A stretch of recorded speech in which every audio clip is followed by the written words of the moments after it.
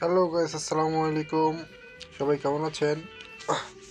যাই হোক, আজকে যাচ্ছি আমরা হচ্ছে দাওয়াতে যাচ্ছি। তার জন্য খুব তাড়াহুড়ো করে রেডি হচ্ছি, যে আমার জন্য বাইরে অনেকজন অপেক্ষা করতেছে।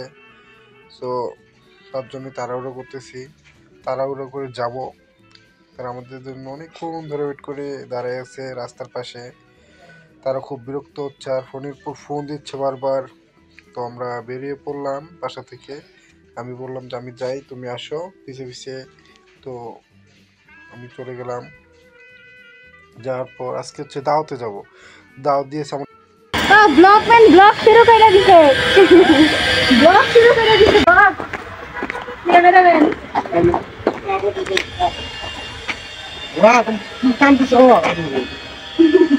ও কানতেছে। সবাই সবাই নতুন নতুন বসে বেজারা করে।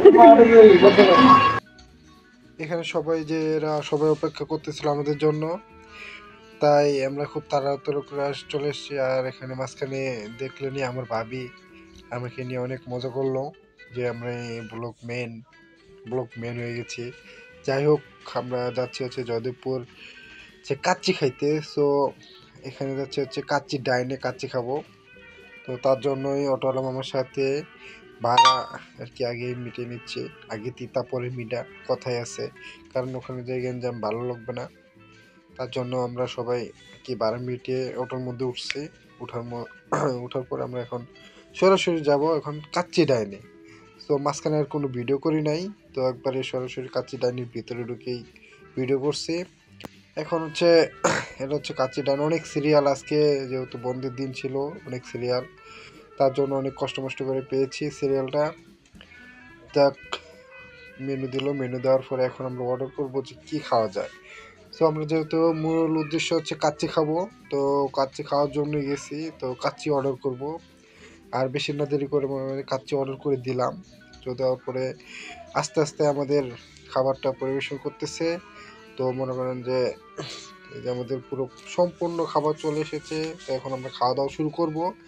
খাওয়া দাওয়া শুরু করব। তো আমার বড় ভাই এটা খাওয়াচ্ছে আমাদের। তো কী উদ্দেশ্যে খাওয়াচ্ছে সেটা অবশ্যই আমি আপনাদের বলবো। তো এটা আমি শেষে বলবো। তো আমাদের খাওয়া দাওয়া শেষ, এখন আমরা বেরিয়ে যাচ্ছি।